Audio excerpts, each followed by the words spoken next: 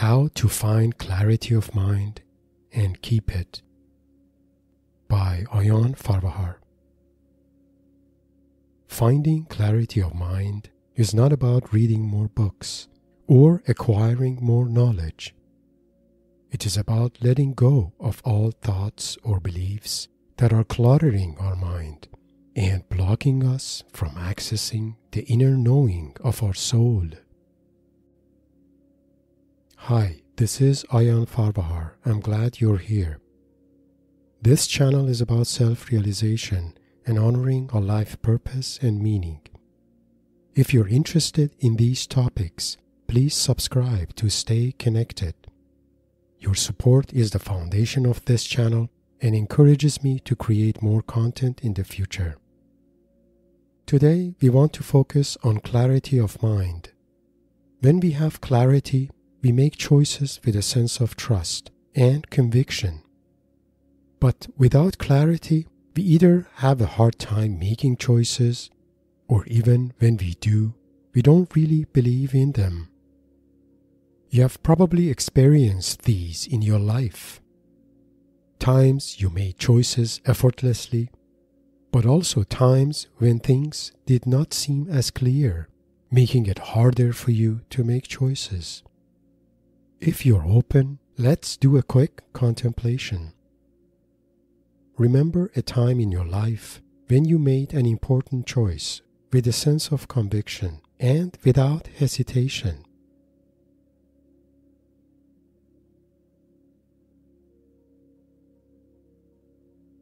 It does not matter whether that choice ended up being a good choice or not.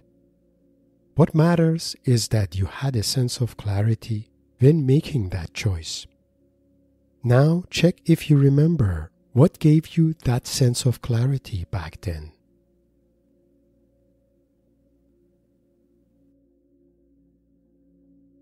You probably did not have a foresight about the future, so there must have been a deeper insight within you, which gave you that sense of clarity. In most cases, this insight is an intuitive sense of knowing that you need to make that choice, even if your logical mind may not be fully on board with that.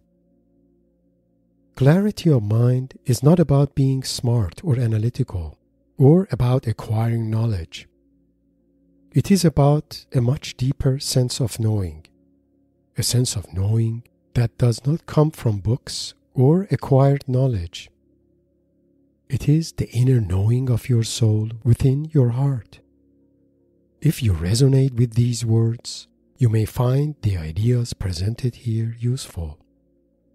We focus on inner sense of knowing and how it is different from knowledge that we acquire through learning. More specifically, we cover the following topics: downside of knowledge and why too much of it clutters our mind. Understanding 3 types of knowledge: acquired knowledge, intuitive knowledge, and direct knowledge. Curiosity, the mother of all knowledge, and a double-edged sword. And how to increase clarity of mind. Let's go over these. Downside of knowledge and why too much of it clutters our mind. We humans are intelligent beings, gifted with an insatiable sense of curiosity and quest for knowledge. Knowledge was an existential need for our ancestors because they had to know everything about their environment to survive. But for most of us today, our needs are rather emotional, personal, and spiritual. So we need to use our curiosity to understand and meet these needs. Unfortunately, we now live in a technological world that is designed to perfection to trap our curious minds in a maze of mind-numbing information or knowledge that has no life-affirming or practical value. If we don't notice it, this maze clutters our mind steers our emotions, and disconnects us from the spiritual dimension of our being, and through these distracts us from what matters most, which is our ability to connect to ourselves and awaken our inner knowing. So what prevents us from having clarity in life is not lack of information or knowledge, but exposure to too much of it. Admittedly, we still need to acquire some practical knowledge out there to make our life easier, but we also need to protect our mind from being cluttered. Understanding 3 types of knowledge. In this section, we want to focus on knowledge, more specifically different types of knowledge. There are 3 types of knowledge we can gain access to. These are acquired knowledge, also known as episteme or so-called proven knowledge; intuitive knowledge, an intuitive insight that is simply present; direct knowledge, also known as gnosis, or an insight received through direct personal experience. Acquired knowledge may be the most common type, but intuitive and direct knowledge are the most valuable because they collectively form our inner sense of knowing and can bring clarity to everything we do in life. Let's briefly review these. Acquired knowledge or episteme.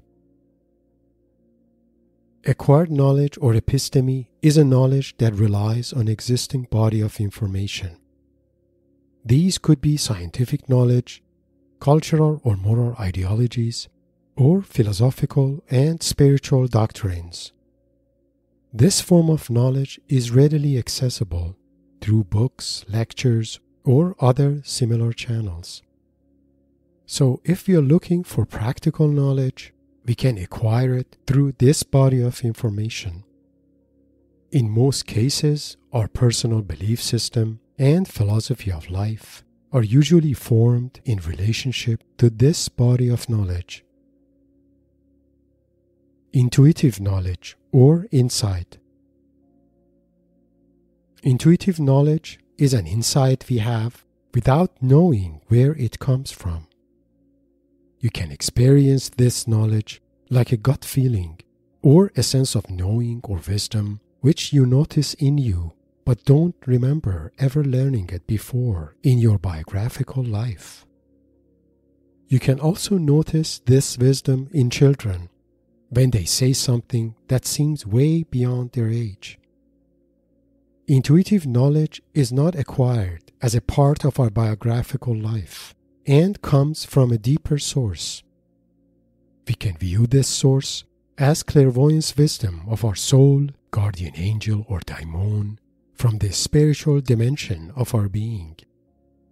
Occasionally, we can also receive insights from a collective source of universal knowledge like Akashic records or morphic fields of collective memories as introduced by Dr. Rupert Sheldrake.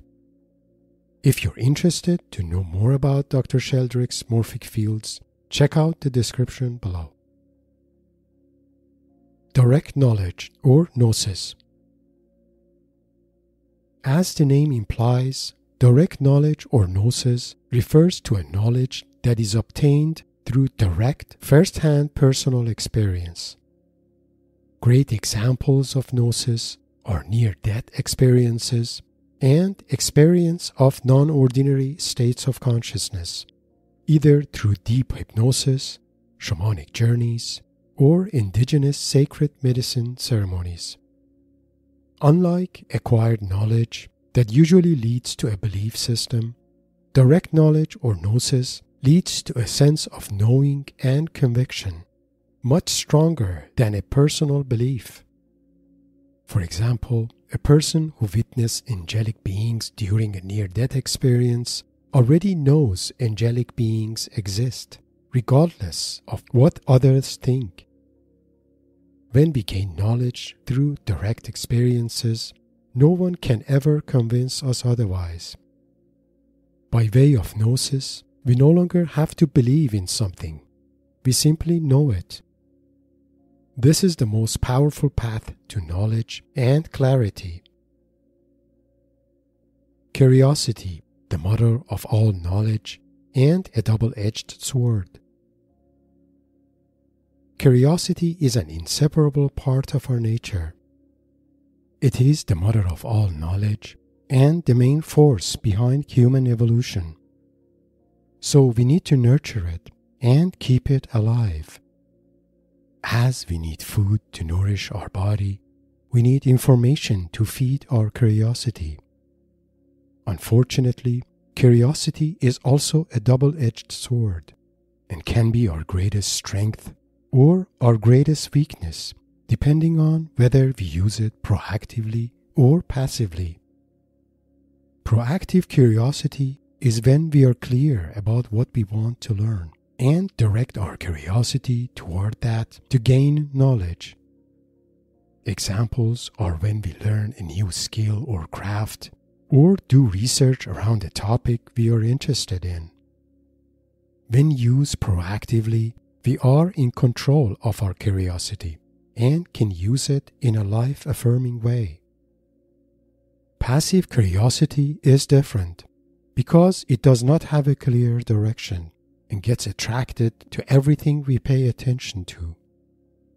Habitual and random use of social media is an example of passive curiosity.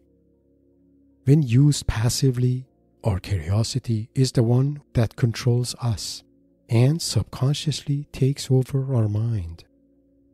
We need to recognize the power of our curiosity. Otherwise, it gets trapped in a maze of information out there, making us feel numb and disoriented. How to increase clarity of mind. This section provides 2 suggestions that can be helpful in increasing clarity of mind. First one is to notice where your curiosity is directed to and whether it is lost in a maze of random information. That is usually the case if you find yourself spending too much time following current affairs or on random content that are hard to remember afterwards. If that is the case, try to limit the time you spend this way to disengage your curiosity. Instead, direct your curiosity toward yourself. Contemplate on your aspirations, or imagine ways you can invite more creativity to your life. Journaling in a form of an inner dialogue can also help you do that. Second suggestion is to find a way to make space for gaining more intuitive and direct knowledge. This can be done through meditations, active imaginations, and shamanic journeys. One of the best gifts you can give yourself in life is to allow yourself to trust and listen to your heart.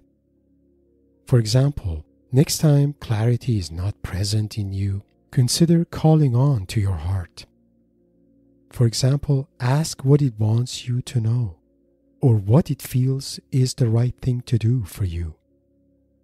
Questions like these may not seem logical to your rational mind, but they are important and can open your heart and give you access to intuitive knowing of your soul.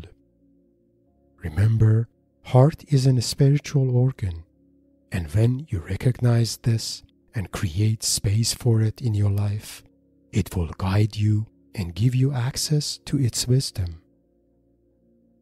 Closing remarks. In closing, I hope you have found the ideas presented here useful. The key takeaway here is to realize that your clarity of mind depends on the level of your connection to your inner sense of knowing. This sense of knowing is the clairvoyance wisdom of your soul that is already present in you. You can access it when you turn your curiosity inward, recognize and liberate your mind from uninspiring thoughts or beliefs, and open your heart to allow the wisdom of your soul to emerge and clear the path to your most meaningful life. If you have found this presentation useful, please like and share it with your like-minded friends. Please subscribe to my channel and share your thoughts and comments. For more information about myself and my life mentorship practice, please find my bio link in the description below. Blessings.